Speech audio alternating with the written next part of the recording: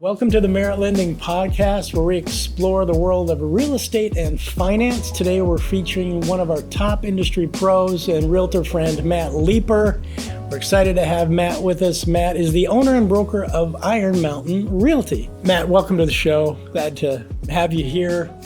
Tell us how you got started in the real estate business. Give us your backstory, please. Thanks for having me. I started real estate investing in about 2002. Took a pause in 2004 as the market got a little overheated, and then I jumped back in full force in about 2007. And I've kind of been in the industry full time ever since. I opened my own brokerage a couple of years ago. I have one in Utah as well as Nevada.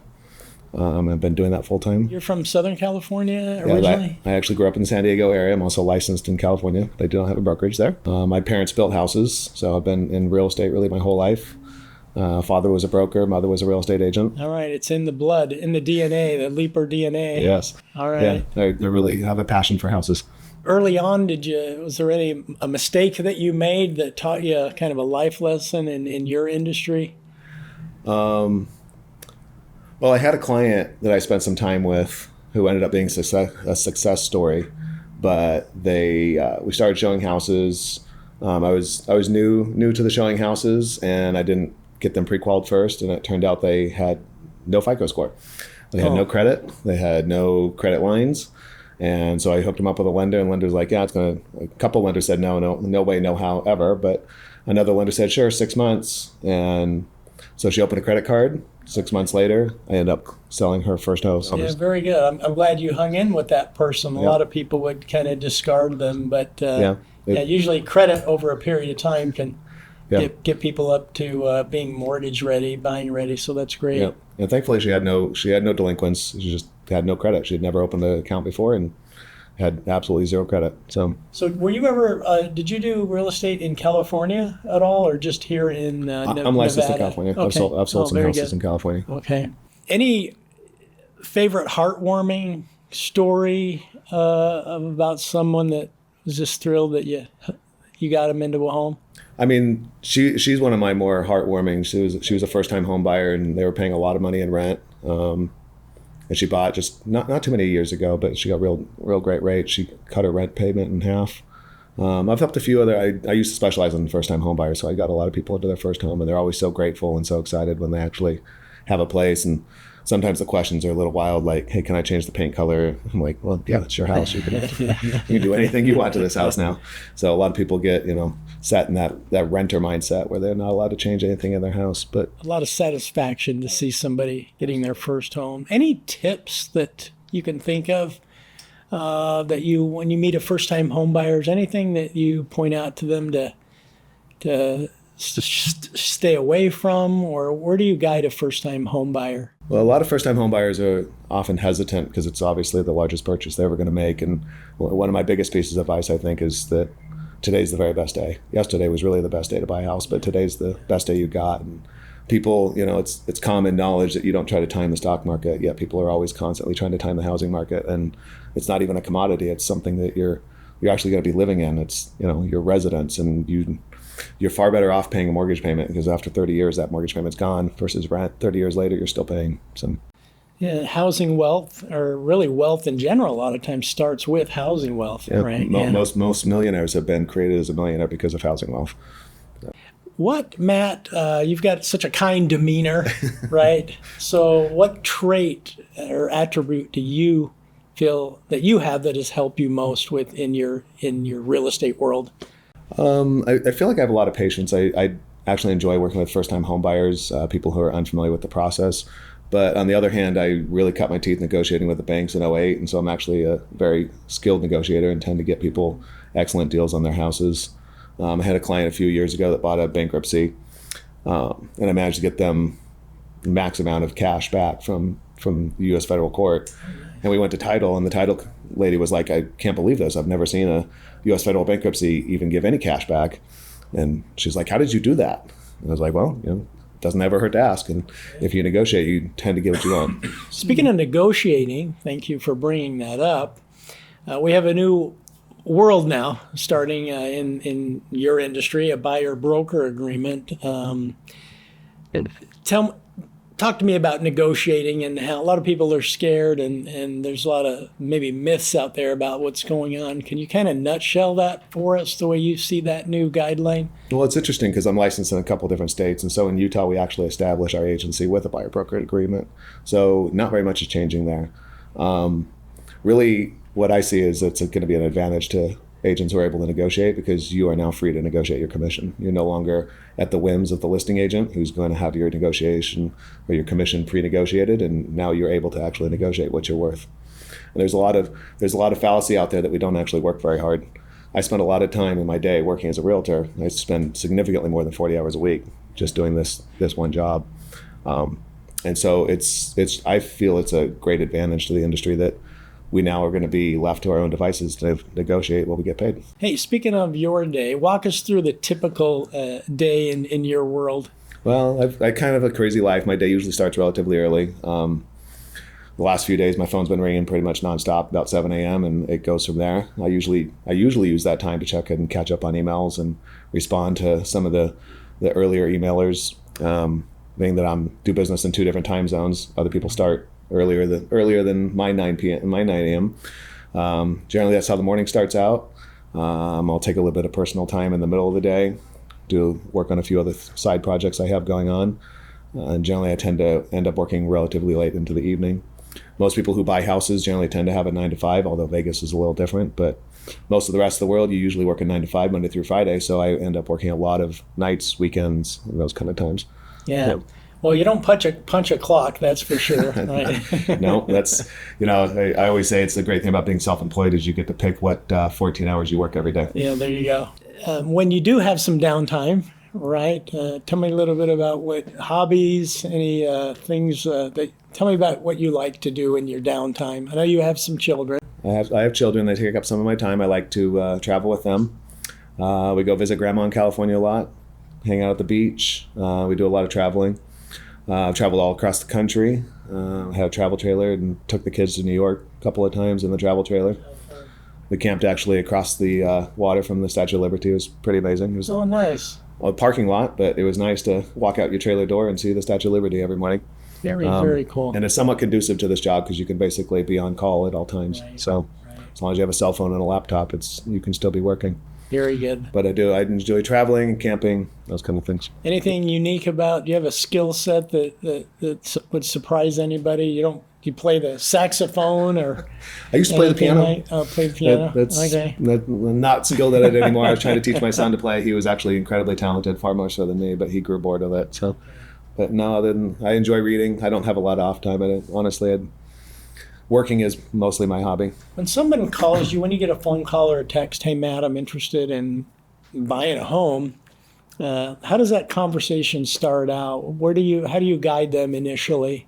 Usually just try to ask them a few questions, how long they've been in the market looking, if they've been using another realtor, if they, try to not be too intrusive, but figure out where they stand as far as pre-approval, if they've even thought about finances. I've been relatively successful lately with having sellers paid most of the closing costs. So usually that's another thing first-time homebuyers always don't understand is they think they need like a 20% down payment to buy a house, which couldn't be farther from the truth. Yeah. Usually all they need is some earnest money, which could be as low as $1,000. So we kind of just go over those questions, refer them to a lender, one of my favorite lenders like Kelly here, Merit Lending, get them pre-approved. And usually at the point in which for some reason, talking to a lender seems to be the largest hurdle, but once we get past that hurdle, it's usually full steam ahead towards buying a house. Very good. Do you ever get rates are higher now than they were a few years ago? Does that ever come up and people are fearful, hey, rates are high? How do you talk them out that concern? Yeah, so rates are definitely higher than they've been in the past, although the past I don't believe has been very real. I mean, rates at 2% and 3% was some gift days back then. They're really only about a traditional rate level, but one of the things people don't understand is they can refi relatively easily when rates go down. And I know there's a big boom right now because rates are dipping, and so it's once you're in that house, you don't have to worry about that house anymore. You only have to worry about, well, can I refi? So it's right. I've always felt that, hey, if rates go down, you can always refinance, but getting as rates go down, prices may be going up too. So you're better off getting in, right? Do you feel that way? Yes, absolutely. Yeah. Absolutely. It's one of those double-edged swords that people are like, oh, I'm going to wait for rates to go down. But generally that spurs a lot of demand. And as a result, that means that you may be priced out of the market. You might be priced out of the house that you want. Just generally over the next year, where do you see the market going? Is there any particular trends here in the Las Vegas Valley that you want to comment on? Or where do you see the market going? I think that rates are going to continue to dip for a little while. I don't think they're going to move dramatically, but I do think they're going to continue to go down. I think in conjunction with that, we're going to see prices continue to rise. There's a whole lot of pent-up demand. I have many, many clients who are sitting around waiting for prices to dip, and I've had clients that I've had for multiple years that have been waiting for prices to dip and are surprised that they have continued to go up. I think that we have a relatively large demand here for houses, and there's a shortage of houses. Inflation is definitely triggering an increase in prices. And, during COVID, we basically stopped building, and we had, football team come. We now have a baseball team coming, and we're growing into a very large city. And there's literally not enough houses here for us. So I would say if you're on the fence, you think you should be waiting, I'd say jump in now. Yeah, I would agree with that. And a lot of people think, there's a shortage of inventory, right? But I know you're so skilled. I've witnessed it myself. If somebody wants to buy a home, if you have a really eager buyer, there's a home out there for them, right? It depends on Absolutely. just negotiating, keep making offers, right? Tell me, it's a lot of work ethic goes into that on your part, and the desire of the buyer, right? Yes. Yeah. A lot of people unfortunately fall in love with the pictures they see online, and then they're always dramatically shocked when we walk into a house and they're like, wow, this doesn't look anything like the pictures. And I'm like, oh, right, they had a skilled photographer, but that doesn't change what we're seeing here. So they always ask me if I look at the pictures. I rarely look at pictures of houses. I need to see the house in person. And definitely there will be a house out there. I would tell you that, that you can't fall in love with the first house you see. There's many houses. There is a shortage out there, but there's definitely lots of houses to see. And as we go into the winter season, sellers will be more desperate. If they need to sell their house, they will definitely be willing to negotiate. Matt, when you talk to buyers, are there any specific concerns or maybe myths that are floating out there about the industry as a whole that you want to comment on? Yeah, absolutely. I've had a few investor clients who, a lot of people were shaped by '08 and the implosion of the real estate market in '08, and they think that that's kind of a regular occurrence that happens in this industry. And that was without a doubt a once-in-a-lifetime thing. It was a once-in-a-lifetime buying opportunity. I've been working with an investor for about 3 years now. When he first started looking at houses, he was looking at houses in around the $200,000 range, and his interest rate was about 2.5%. So his mortgage payment was going to be sub $700 a month. He's now still continuing to look at houses, and he's still waiting for that housing market to crash. Mm-hmm. And he sent me a new pre-approval letter. He's now pre-approved to $350,000, and his mortgage payment's now $2,200. Yeah. So he could have bought 3 houses 3 years ago for that same payment. Yeah. No one knows the future with certainty, but there's a very slim likelihood that we'll ever see anything like '08 again. The lending standards are completely different. Lending standards are tight now. You have to be able to pay for your house, and you're not walking away from it. So people waiting for a crash, that's a myth. That's not going to come to fruition.